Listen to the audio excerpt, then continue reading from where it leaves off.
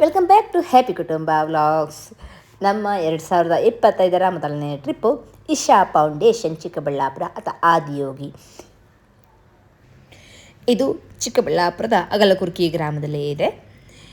ಇದು 112 ಅಡಿ ಎತ್ತರವಿರುವಂತಹ ಒಂದು ಪ್ರತಿಮೆ. ಇದನ್ನು ಮಾಡಿರುವಂಥದ್ದು ಉಕ್ಕಿನಲ್ಲಿ. ಇದನ್ನು ಜನವರಿ 15, 2023ರಲ್ಲಿ ಪ್ರಾರಂಭ ಮಾಡಲಾಗಿರುವಂಥದ್ದು. ಈಗ ನೀವು ನೋಡ್ತಾ ಇರ್ಬೋದು, ನಾವು ಹೋಗ್ತಾ ಲೆಫ್ಟ್ ಟು ರೈಟ್ ಸೈಡೆಲ್ಲ ಶಿಲೆಕಲ್ಲಿನಿಂದ ಕೂಡಿದಂತಹ ಗುಡ್ಡ ಕಾಣುವಂತಹದ್ದು. ನಾವು ಏನು ಫ್ರಂಟಿಗೆ ಒಂದು ಗುಡ್ಡ ಕಾಣುತ್ತೋ ಅದನ್ನು ಸುತ್ತ ಹಾಕ್ಕೊಂಡು ಅದರ ಹಿಂದ್ಗಡೆ ಹೋಗಬೇಕು, ಆಗ ನಮಗೆ ಆದಿಯೋಗಿಯ ಪ್ರತಿಮೆ ಕಾಣುತ್ತೆ.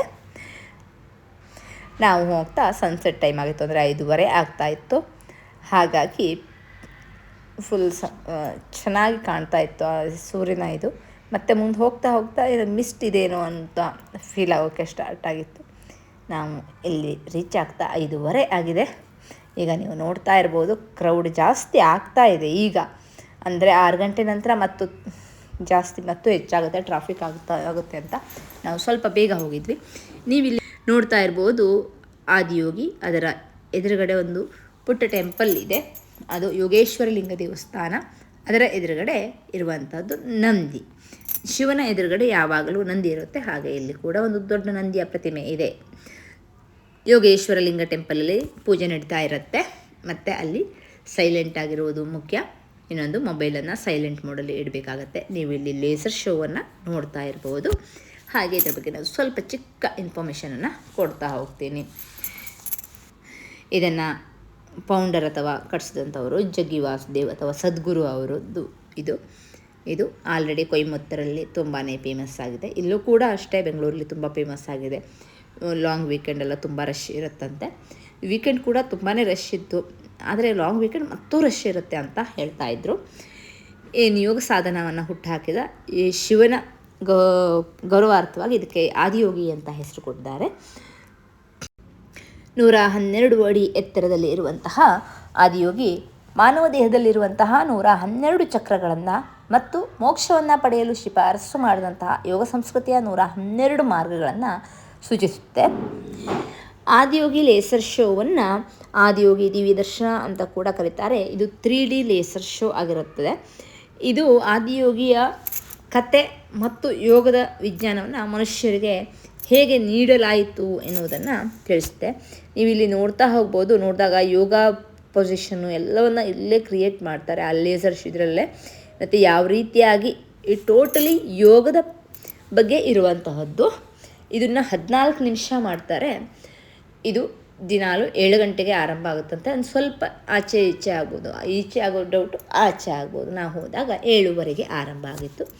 ಇಲ್ಲಿ ದೇವಸ್ಥಾನದ ಆದಿಯೋಗಿ ಇದರದ ಟೈಮಿಂಗ್ಸ್ ಬಂದು ಬೆಳಿಗ್ಗೆ 6 ಗಂಟೆಯಿಂದ ರಾತ್ರಿ 8 ಗಂಟೆಯವರೆಗೆ, ಸಂಜೆ 7 ಗಂಟೆಗೆ ಲೇಸರ್ ಶೋ ಅಂತ ಅಲ್ಲಿ ಹಾಕಿದ್ದಾರೆ ಆಲ್ರೆಡಿ ಬೋರ್ಡನ್ನು.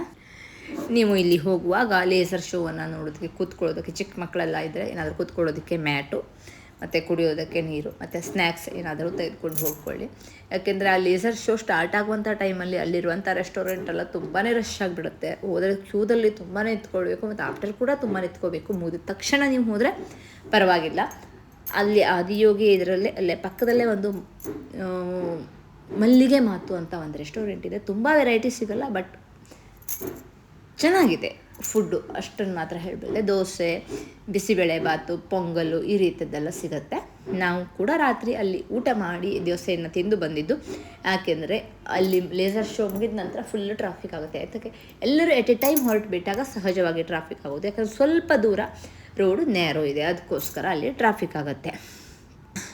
ವೀಕ್ ಡೇಸಲ್ಲಿ ಟ್ರಾಫಿಕ್ ಕಡಿಮೆ ಇರುತ್ತಂತೆ.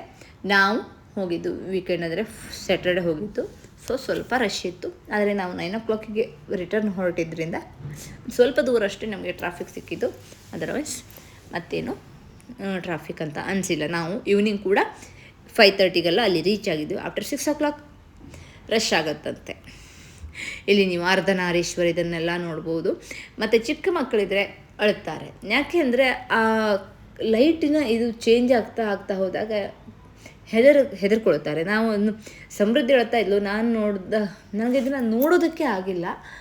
ಆಗ ಇವ್ರು ಹೇಳ್ತಾ ಇದ್ರು ಬರೀ ಸಮೃದ್ಧಿ ಅಷ್ಟೇ ಅಲ್ಲ, ಎಲ್ಲ ಮಕ್ಕಳು ಚಿಕ್ಕ ಮಕ್ಕಳೆಲ್ಲ ಅಳ್ತಾ ಇದ್ರು, ಆ ಚೇಂಜಸ್ಸಿಗೆ ಹೆದರ್ತಾರೆ. ಇದು ಲೇಸರ್ ಶೋ ಮುಗಿದ ನಂತರ ಇದು ಈ ರೀತಿಯದನ್ನು ಕೂಡ ಮಾಡ್ತಾ ಇದ್ದಾರೆ. ಅಂದರೆ ಬೆಟ್ಟಕ್ಕೆ ಸೀದಾ ಲೈಟನ್ನು ಇದನ್ನು ಬಿಟ್ಟು ಬೇರೆ ಬೇರೆ ರೀತಿ ಇದನ್ನು ಮಾಡ್ತಾ ಇರುವಂಥದ್ದು ತುಂಬಾ ಚೆನ್ನಾಗಿದೆ. ನೀವು ಬೆಂಗಳೂರಿನಲ್ಲಿರುವಾಗಿದ್ದರೆ, ಸರೌಂಡಿಂಗಲ್ಲಿದ್ದರೆ ಖಂಡಿತ ಒಂದು ವೀಕೆಂಡ್ ಅಥವಾ ವೀಕ್ ಡೇಸಲ್ಲಿ ಇಲ್ಲಿ ಹೋಗಿ ಬನ್ನಿ. ಯಾರು ಸ್ಪಿರಿಚುವಲ್ ಆಗಿದ್ದಿರ್ತಾರೋ ಅಂದರೆ ಅಷ್ಟು ಅಲ್ಲಿ ಹೋದರೆ ಆ ಪ್ರಶಾಂತತೆಯೇ ಬೇರೆ ಇರುತ್ತೆ. ಆ ಯೋಗದ ಬಗ್ಗೆ ಅಥವಾ ಆಧ್ಯಾತ್ಮಿಕತೆಯ ಬಗ್ಗೆ ಒಲವಿರುವಂಥದ್ದು ತುಂಬಾ ಇಷ್ಟ ಆಗುವಂತಹ ಪ್ಲೇಸ್ ಇದು. ನಿಜವಾಗಿ ಮಸ್ಟ್ ವಿಸಿಟ್ ಪ್ಲೇಸ್ ಅಂತ ಹೇಳ್ಬೋದು